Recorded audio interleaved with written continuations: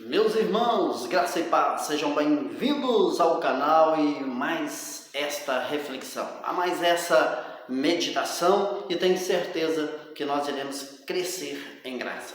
Queridos, a destruição do templo foi o ápice da consumação de todas as coisas.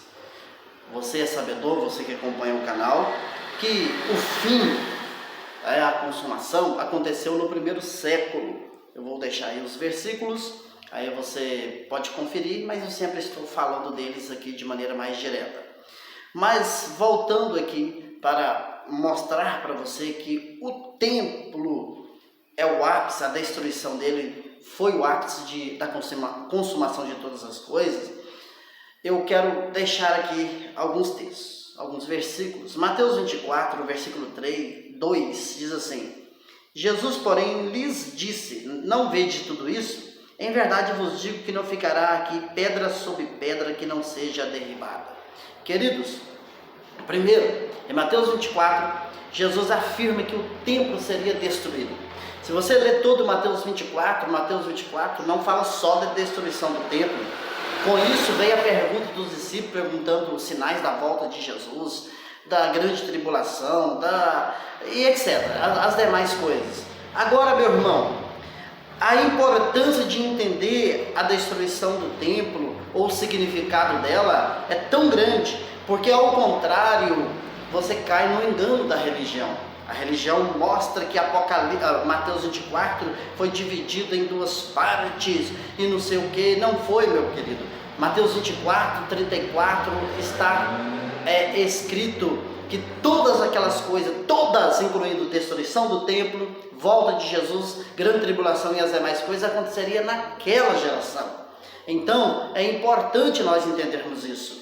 E para você entender isso de uma maneira mais clara ainda, olha para você ver, vamos ler aqui, você vai ler juntinho comigo, Hebreus,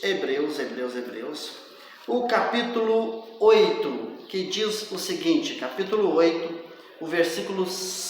a partir do versículo 6, ora, estando essas coisas assim preparadas a todo o tempo, entravam os sacerdotes no primeiro tabernáculo, cumprindo os serviços. Olha que interessante. Versículo 7. Mas no segundo, só o sumo sacerdote, uma vez no ano, não sem sangue, que oferecia por si mesmo e pela culpa do povo. Versículo 8. Dando nisso a entender o Espírito Santo, que ainda o caminho do santuário não estava descoberto, enquanto conservava em pé o primeiro tabernáculo. Você observa que aqui o escritor aos Hebreus estava se referindo, meu querido, o santuário, o templo, que ainda estava de pé. Enquanto esse santuário estivesse de pé, olha que interessante, o caminho do santuário não estava descoberto, enquanto conservava em pé o primeiro tabernáculo. Ou seja, o espiritual não poderia ser revelado enquanto o terreno estivesse de pé. Aí você lê o versículo 9, que é uma alegoria para o tempo presente, em que se oferece dons e sacrifícios, que quando a consciência não pode aperfeiçoar aquele que faz serviço. Vamos repetir aqui o início, que é uma alegoria, observa que foi uma alegoria, uma comparação, uma ilustração, para o tempo presente. Só que os doutores, quando falam tempo presente, falam que é o século 21. Não, meu querido, tempo presente do escritor e dos hebreus que estavam recebendo aquela carta. O tempo presente no primeiro século, muito simples isso aqui. Versículo 10. Constituindo somente em manjares e bebidas, várias abluções, justificações da carne, imposta até o tempo da correção. Olha, todos aqueles rituais judaicos que as igrejas ainda, as igrejas entre aspas, né? O sistema religioso estava de pé até o tempo da correção. Mas que tempo da correção é esse? Qual foi? Versículo 11. Mas vindo Cristo, o sumo sacerdote dos bem futuros, por um maior e mais perfeito tabernáculo, não feito por mão, isso é, não desta criação.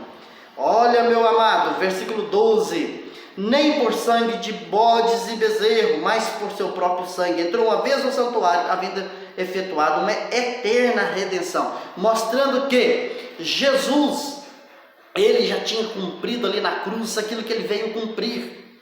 Só que para que chegasse o ápice da consumação, se fazia necessário o templo terreno, se cumprisse Mateus 24, versículo 2, que o templo terreno fosse destruído. Até porque, olha, muito depois da cruz, o escritor Hebreus vai dizer o seguinte, vai dizer no capítulo 8, versículo 13, ele vai dizer o seguinte: dizendo, novo concerto envelheceu o primeiro.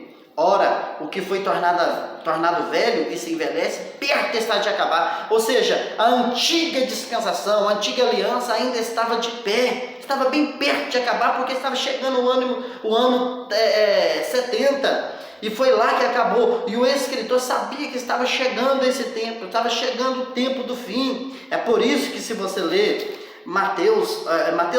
Hebreus mesmo, vamos aqui, Hebreus mesmo, o capítulo 10, versículo 37, ele vai dizer: porque ainda um pouquinho de tempo, e o que há de vir virá e não tardará. Ou seja, o escritor falou assim: olha, está chegando ao fim, o que há de vir, Jesus já vai voltar, já está quase. Alguns apóstolos falaram assim: já está à porta, no tempo deles, e tudo foi cumprido. E também, queridos, se faz necessário entender o significado dessa destruição. É tão forte a questão da destruição do templo, é que, se você analisar, por exemplo,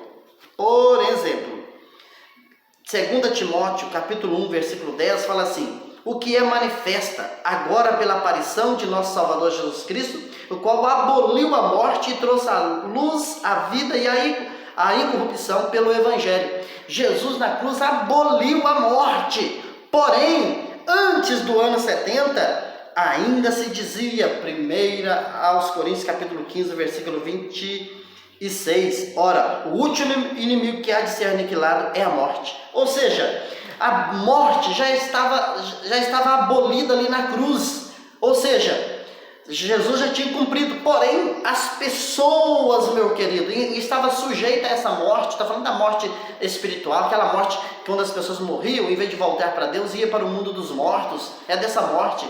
Ainda as pessoas estavam sujeitas a elas, porque o templo ainda estava de pé. Então, antes do templo ser destruído, dizia-se: o último inimigo que há de ser aniquilado é a morte. E quando ele foi aniquilado? Com a destruição do templo.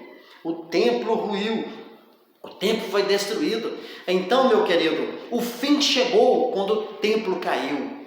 Espero ter te ajudado. Fiz uma breve reflexão. Até o próximo vídeo. Muito obrigado. E deixa o seu like, o seu comentário e compartilhe o vídeo. Fui.